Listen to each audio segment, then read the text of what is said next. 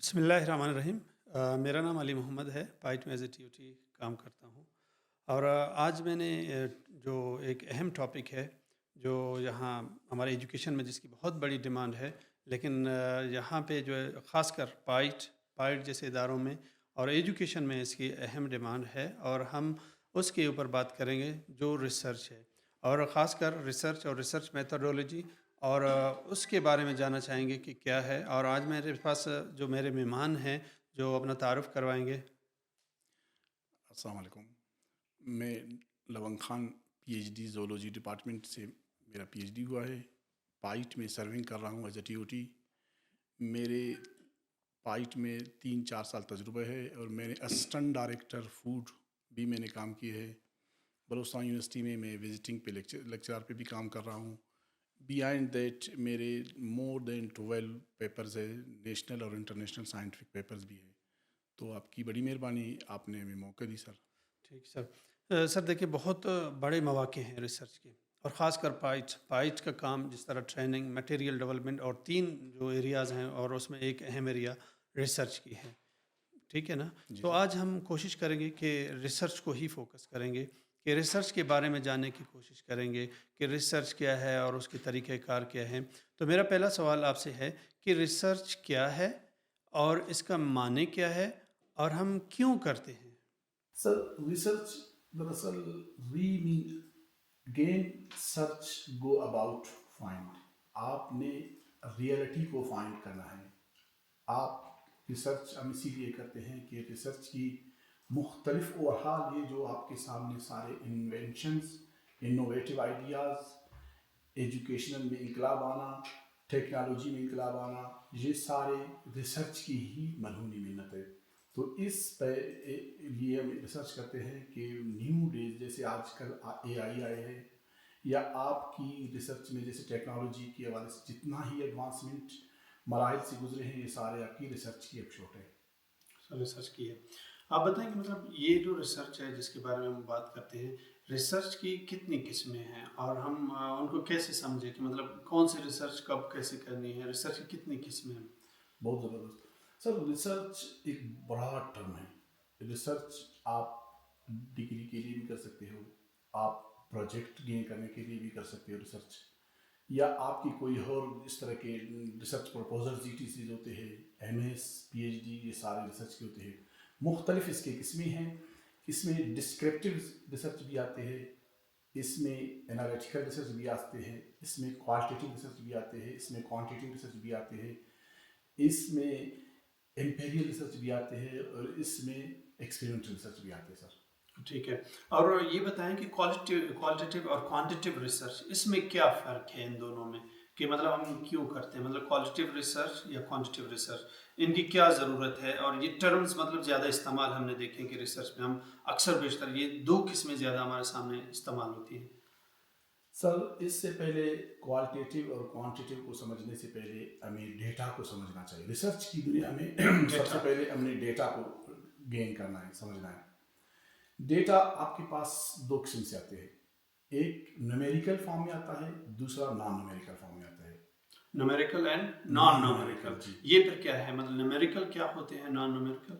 जबरदस्त sir. Numerical आपकी quantity को डिज़ाइन कर लेता है।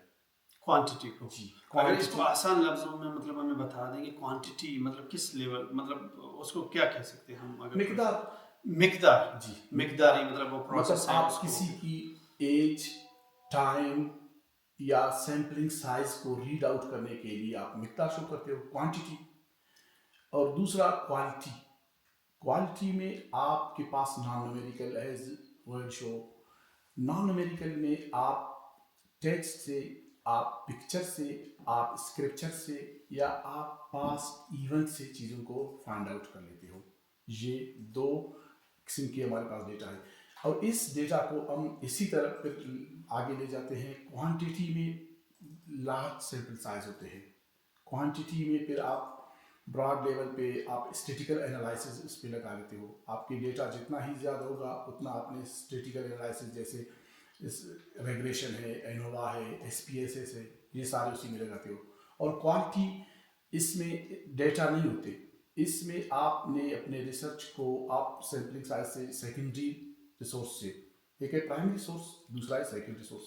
सेकेंडरी सोर्स सपोज आप किसी और की कहानी, पिक्चर, वीडियो, इसको ऑडियो। थोड़ा आसान करेंगे, प्राइमरी प्राइमरी मतलब क्या है, और जो है सेकेंडरी डेटा है वो कैसे किया जाता है, ये थोड़ा हमारे लिए मजीद क्लियरिफाई सर करें। बिल्कुल सर। सर प्राइमरी डेटा वो है जिनको आप खुद कलेक्ट कर देते हो। मतलब जितना भी है हम खुद जाते हैं जी। फील्ड में, हम उसको कलेक्ट करते आप अपने एसओपीज या आप जो मेथड डिज़ाइन की हो वो आप उसको खुद कलेक्ट करते हो, वो आपकी प्राइमरी हुआ। सेकेंडरी किसी और ने उस पर काम किया हो ये जो काम है किसी और ने की थी, आप सिर्फ उसको रेफरेंस एज अ कोट करते हो या आपने रिव्यू लिटरेचर के लिए उसको शो करते हो, या आपकी सेकेंडरी हो जाती हैं। है। बेहतरीन। अच्छा, यहाँ आपने मेथड की बात की है कि मेथड कैसे डिज़ाइन होता है। बिल्कुल सर, बहुत अच्छी बात आपने यहाँ डिस्कस करना पसंद की। मेथड, आप एक है मेथड, दूसरा है मेथडोलॉजी। मेथड मेथड आप ही डिजाइन करते हो, आपकी एक्सपेरिमेंट इंस्ट्रूमेंट्स, आपकी एक्सपेरिमेंट वे आउट, और आपकी एक्सपेरिमेंट ब्लूप्रिंट्स होते हैं मेथड। सपोज आप एक लैब में एक प्रैक्टिकल परफॉर्म करना चाहते हो, तो हर प्रैक्टिकल की अपनी ही इंस्ट्रूमेंट्स होते हैं, अपने ही मेथड्स होते हैं, ये आपकी मेथड्स हुई। और रही बात आप मेथडोलॉजी की, जब आप अपने प्रैक्टिकल को, जब आप अपने रिसर्च को परफॉर्म करते हो उस स्टैंडर्ड से, हर प्रैक्टिकल की अपने इंस्ट्रूमेंट्स होते हैं, उस इंस्ट्रूमेंट्स को आगे ले जाते हो जब आप अपने प्रैक्टिकल या रिसर्च को परफॉर्म करते हो, ये आपकी मेथडोलॉजी होती है। साइंटिफिक इंक्वायरी हम इसको कहते हैं। साइंटिफिक। अच्छा, यहाँ आपने एक बात की स्टैंडर्ड्स, कैसे किसी रिसर्च के उस स्टैंडर्ड्स को मेजर करते हैं। ज़बरदस्त सर। देखो हर रिसर्च, दो मैंने कहा ना, रिसर्च एक है होता है क्वांटिटी, दूसरा क्वालिटी, जब हमने डिस्कस की ना, फिर इसकी अपने ही अंदर हर रिसर्च की, हर रिसर्च डिज़ाइन करने की अपने ही इंस्ट्रूमेंट्स होते हैं। जब आप बायोलॉजिकल साइंसेस की तरफ चले जाओ, केमिस्ट्री की तरफ चले जाओ, जब आपने कोई न्यू चीज़, सपोज वाटर से हेवी मेटल डिटेक्ट करना है, तो ओबियसली आपने वाटर से हेवी मेटल डिटेक्ट करना है, उसके लिए आपके पास एटॉमिक एब्जॉर्प्शन स्पेक्ट्रोस्कोपी का होना लाजमी है। तो हर प्रैक्टिकल को परफॉर्म करने के लिए उसकी स्पेसिफिक मेथड्स होते हैं। स्पेसिफिक मेथड्स होते हैं, स्पेसिफिक ठीक है। मेथड। इन मेथड्स में अगर हम कह सकते हैं कि मतलब इनमें सैम्पलिंग कैसे, मतलब एक रिसर्च में सैम्पलिंग की टर्म भी यूज़ करते हैं, जी। तो वो कैसे इन स्टैंडर्ड्स में उस सैम्पलिंग को लाते हैं हम लोग। अली साहब, ये डिपेंड करता है आपकी डिज़ाइन ऑफ मेथडोलॉजी पे। डिज़ाइन ऑफ आपने क्या methodology. Design of research methodology आप इसको कह सकते हो, या डिज़ाइन ऑफ रिसर्च। आप रिव्यू लिटरेचर करने के बाद, आप डिज़ाइन करते हो कि मैं इतने सैम्पलिंग साइज, सपोज मैं आपको एक एग्जांपल देता हूँ। आपकी डिस्ट्रिक्ट कच्ची है ना, आप कच्ची के स्कूलों की लिटरेसी रेट को देखना चाहते हो, बेहतरीन। आप कच्ची की तरफ चले जाते हो, तो आप उस टाइम क्या करते हो, कच्ची के मिडिल स्कूल में कितने स्कूल्स हैं, कच्ची में बिल्कुल। कितने मिडिल स्कूल फॉल कर रहे हैं, उसमें तादाद कितना है, इसमें बच्चे स्कूल से गैर हाजिर क्यों हैं, ये आपकी स्टैंडर्ड है। तो आपने क्वेश्चन इसी तरह के बनाया। अगर आपको वहाँ से कोई डेटा रिसीव होता है, जब आप क्वेश्चनियर भेजते हो या देते हो, वहाँ से जिस तरह के क्वेश्चन आपको मिलते हैं, जब आपने अपना फाइंडिंग्स बताए ना, अभी वो आप पे डिपेंड करता है आप अपने सिंपल साइज को कितना रखो। फाइंडिंग्स के एरिया को मद्देनजर रखते हुए आपने अपने सैंपल साइज को उतना ही बढ़ाते हो, और जितना ही सैंपल साइज बढ़ता है उतना ही आपको एक्यूरेट रिजल्ट वहाँ पे आता है। अच्छा, क्वालिटेटिव रिसर्च मतलब उसकी फिर मेथडोलॉजी में कैसे मतलब उनको मेजर किया जाता है। क्वालिटेटिव रिसर्च को जी, कैसे मेजर करें हम अगर क्वालिटेटिव रिसर्च पे जाते हैं किसी भी लिटरेसी रेट को, जी, उसके मतलब क्या हम फाइंडिंग्स किस तरह उसकी करते हैं, आप और उसकी मेथड्स पूछ रहे जी। हैं। क्वालिटेटिव रिसर्च की मेथड्स होते हैं ना, कि आप ऑब्जर्व करते हो, ऑब्जर्वेशंस, इंटरव्यू करते हो, ऑब्जर्वेशन है, इंटरव्यूज है, बेहतरीन, आप एक्सपीरियंस, आप उसके बाद क्वेश्चनियर सर्वे करते हो, question yes no MCQs type होते हैं, इस तरह के आप उसको वन टू वन आप उसको से डिस्कस करते हो। यहाँ से भी आप उसकी क्वालिटी आप रिसर्च को आप अपना इम्प्रूव कर सकते हो। वो डिपेंड करता है आपकी सैम्पलिंग साइज को किस तरह आपने पढ़ना चाहे। मतलब वो सैम्पलिंग साइज को जी होता है। अच्छा, रिसर्च में एक टर्म यूज होता है variables, non variables, dependent variables, independent variables. बिल्कुल तो ये क्या होते हैं रिसर्च में? Sir. Dependent variable, non independent variable. Dependent variable क्या होता है, ये रिसर्च में आप फिक्स करते हो और आपके इंडिपेंडेंट वेरिएबल्स को ये क्या करता है, मूव कर लेता है। इसकी एग्जांपल मैं आपको इसी तरह देता हूँ। एक चेंज होता है, डिपेंडेंट चेंज नहीं होता, ठीक। डिपेंडेंट वेरिएबल चेंज नहीं होता है, इंडिपेंडेंट वेरिएबल चेंज होता है, ठीक। मतलब किस तरह, मतलब ये मैं तो बता रहा वेरिएबल्स की हूँ हो जी। गया। सपोज आपके बच्चे आपके बच्चे स्कूल में, क्लास में व्हाट्सएवर उनकी क्या कैफियत है, एज अ पेरेंट आप उसको घर में एक ट्यूशन उसके लिए लॉन्च करवाते हो ना। अभी ट्यूशन लॉन्च करवाते हो, जो करिकुलम है, जो कोर्स है, ये क्या है, डिपेंडेंट है, इसको आप चेंज नहीं कर सकते। मतलब इसको हम चेंज कोर्स को चेंज नहीं कर सकते। उस एरिया में, उस वक्त, उस ड्यूरेशन में मतलब ज़रा वो हम चेंज चेंज नहीं नहीं कर कर सकते। सकते हम। उसको जो किताब मिली है, जो टॉपिक मिली है, आप उसको चेंज नहीं कर सकते। अभी आप क्या करते हो, उसको ट्यूशन पढ़ा के। ट्यूशन पढ़ाते अभी सपोज आपके बच्चे मैथ में थोड़ी बहुत उसकी इंटरेस्ट कम है ना, अभी मैथ की जो टॉपिक्स है आप उसको चेंज नहीं कर सकते, डिपेंडेंट हुआ वेरिएबल। अभी डिपेंडेंट वेरिएबल को इंडिपेंडेंट चेंज करता है। आपने फील की कि मेरे बच्चे को मैथ नहीं आते, आप उसके लिए एक ट्यूटर लॉन्च की। अभी ट्यूटर ने उसको पढ़ा के वो जो टॉपिक पहले उसको मसला आ रहे थे, अभी ट्यूटर ने इसको पढ़ाया, डिपेंडेंट वेरिएबल ने इंडिपेंडेंट को चेंज किया। इसको कैसे हैं, इसको जी चेंज करते हैं। बच्चे जब पढ़ा, बच्चे को टॉपिक समझ आने लगा।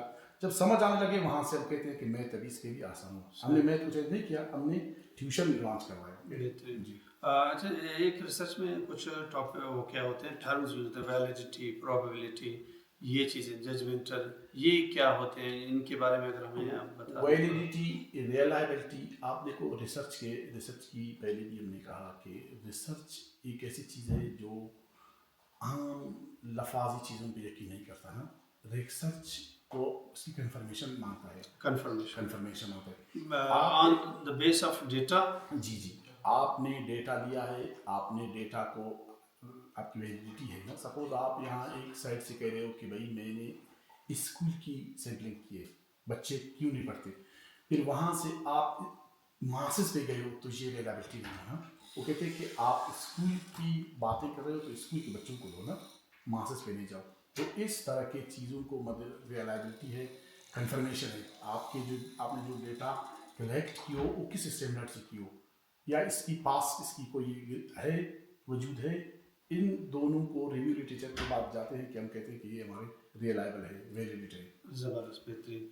अच्छा, दूसरी बात, यहाँ जिस तरह हम रिसर्च कर रहे हैं, रिसर्च की बात कर रहे हैं, तो एजुकेशन में इसकी क्या ज़रूरत है? रिसर्च मतलब इसकी ज़रूरत क्या है, आप समझते हो इसकी ज़रूरत क्या है और अहमियत क्या है इसकी? सर रिसर्च की अहमियत पूरी दुनिया ही आपकी एजुकेशन पे मुनसर है। आप एजुकेशन को साउंड करोगे तो आपकी हेल्थ साउंड होगा। आप हेल्थ को साउंड करोगे तो आपको एक हेल्दी मुआशरे मिलेगा। जब हेल्दी मुआशरे मिलेगा, देन तब आप एक अच्छे सिविलाइज मुआशरे अपने आप को तस्वर कर पाओगे।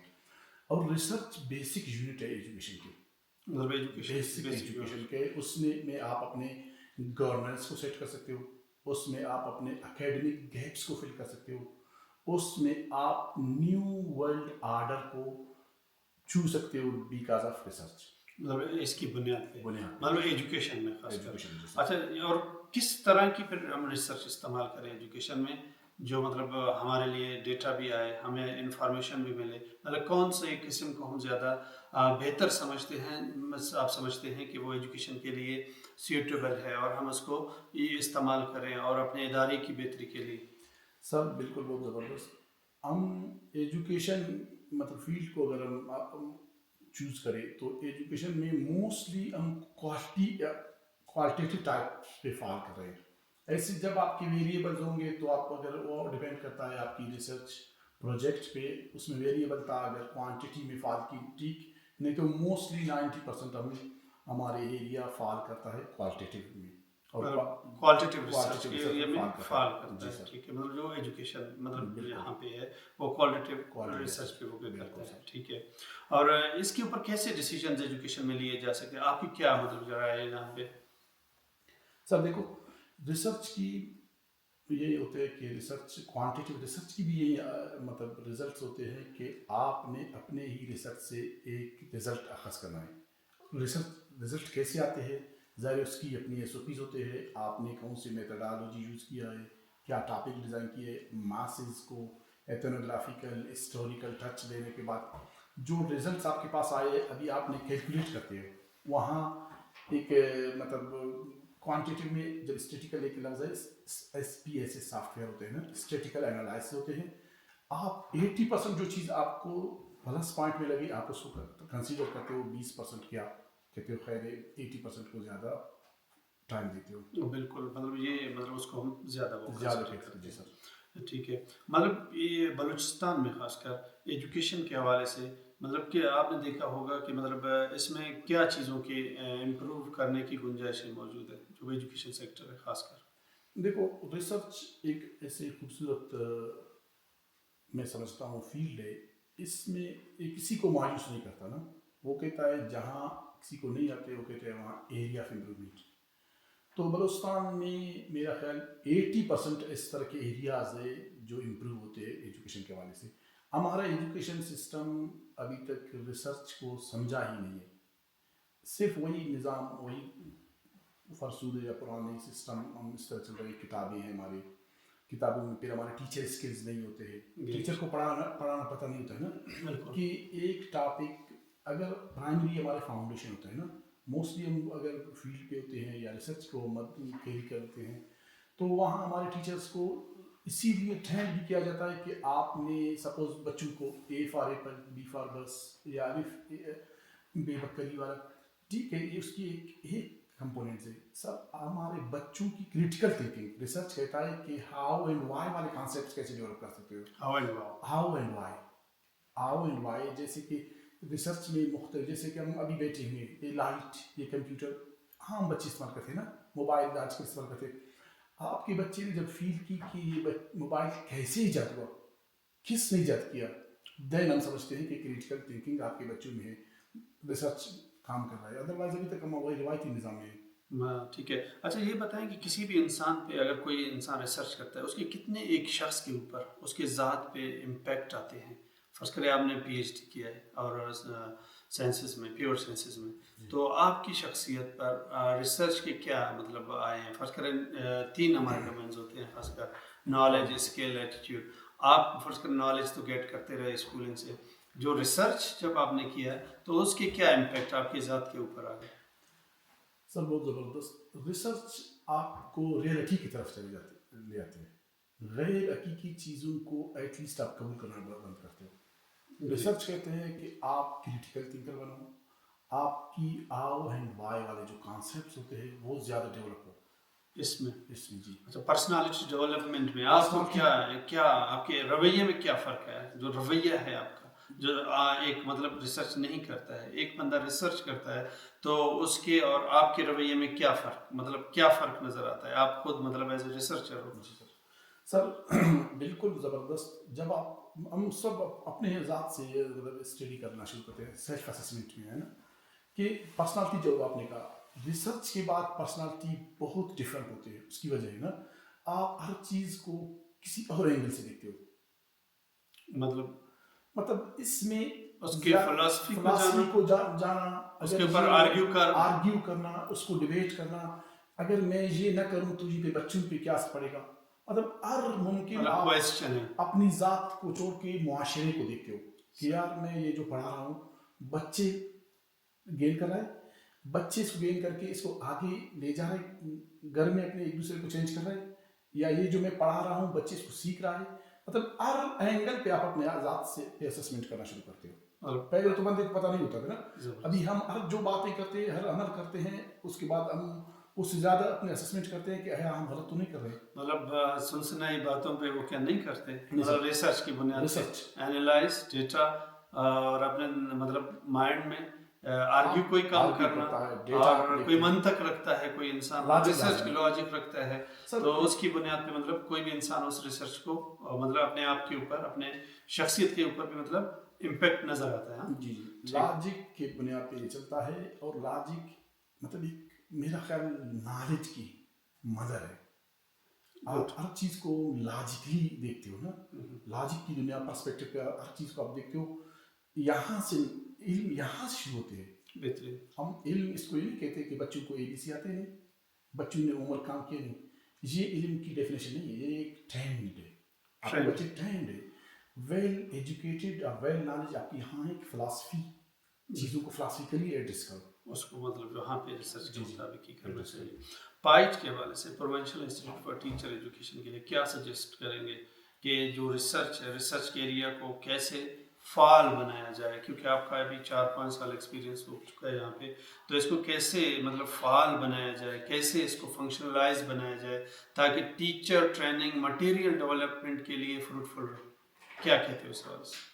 बहुत अच्छी बात है अली साहब। हमारे यहाँ हम बैठे भी हैं पाइट में, हमारे जॉब भी पाइट में है, और पाइट की 3 डोमेन्स है: teacher training, module development, research. Research इसकी आखिरी और बेसिक यूनिट है।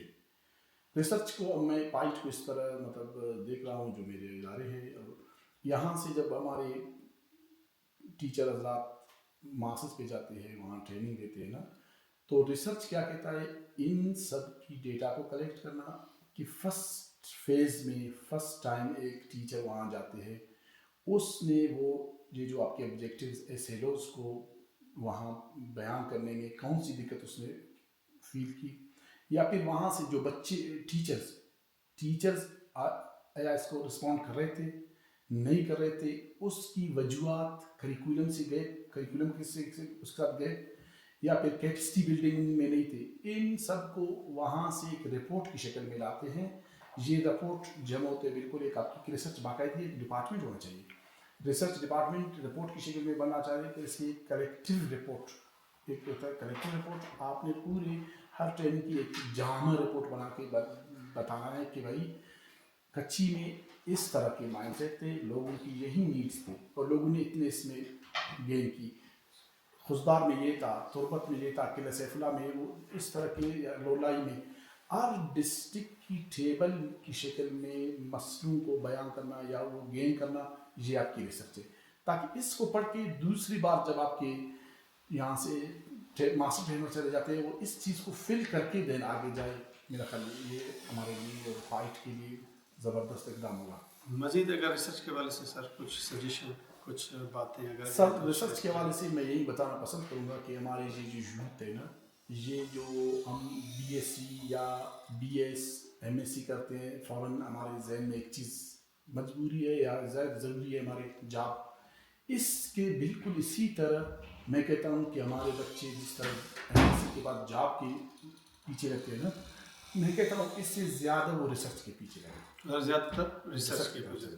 लगे। थैंक यू लवन खान साहब, जो आज ने आपने हमें रिसर्च के बारे में, रिसर्च को समझाने की कोशिश की, और बहुत सारे मतलब नॉलेज हमें मिला कि रिसर्च क्या है, रिसर्च मीनिंग क्या है, qualitative quantitative, dependent independent variables, और प्राइमरी डेटा, प्राइमरी सोर्स क्या हैं, जो आपने यहाँ पे इस जो प्रोग्राम था उसमें समझने की कोशिश की। Thank you so much for coming for this programme. Thank you sir. Thank you sir, thank you, आपकी बड़ी मेहरबानी।